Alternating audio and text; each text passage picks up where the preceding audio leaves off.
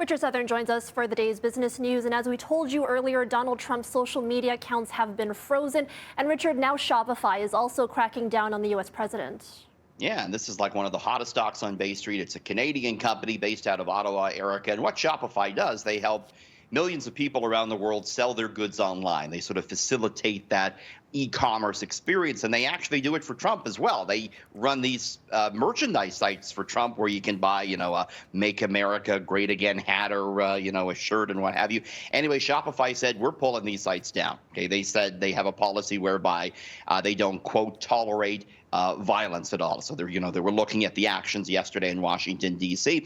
There is a question, though, about what type of precedents this sets. Should Shopify be deciding what it likes and what it doesn't like? I posed that question to a tech expert, Daniel Bader, with Android Central.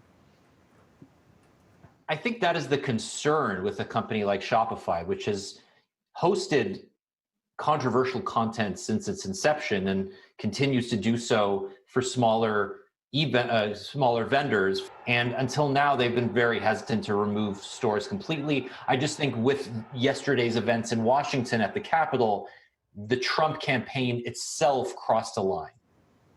Investors seem to like it, Erica. Shopify stock on Bay Street up more than 6% today. All right, and switching our focus to the markets now, when we saw some history being made on Bay Street today. Yeah, this is great news. If you're long the market, you're making some money today because the TSX on Bay Street closed at a record high. This is the first record notched for the Bay Street benchmark since last February. The TSX closing above the 18,000 point mark for the first time. It's up 60% from the pandemic lows in March. We tanked back in March, but it's been pretty much straight up from there. It wasn't just Bay Street. All the benchmarks on Wall Street, the Dow, the S&P, the NASDAQ, they all closed at record highs, too. Erica, investors are looking at the fact that Biden's going to be president. The Democrats are going to control the House. It's all like said and done now. And they're thinking that's going to mean more monetary and fiscal stimulus coming through. And that's kind of why we had the big jump for stocks today. Interesting. And finally, move over Jeff Bezos. The world has a new richest person. Who's this? What would you do, by the way, if you were now the richest person on earth? What would you do, Erica? Would you buy something crazy? Yeah, buy a yacht and just isolate there. Yeah.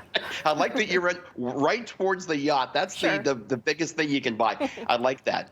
And, if you were Elon Musk, you could buy all the yachts you want because Mr. Musk is now the world's wealthiest person. It's the first time he's held this title. He has a net worth just above $188 billion, $1.5 billion more than Jeff Bezos, the Amazon founder. Bezos has held this top spot for years, but now here comes Musk taking it over. It's because of Tesla, his electric car company.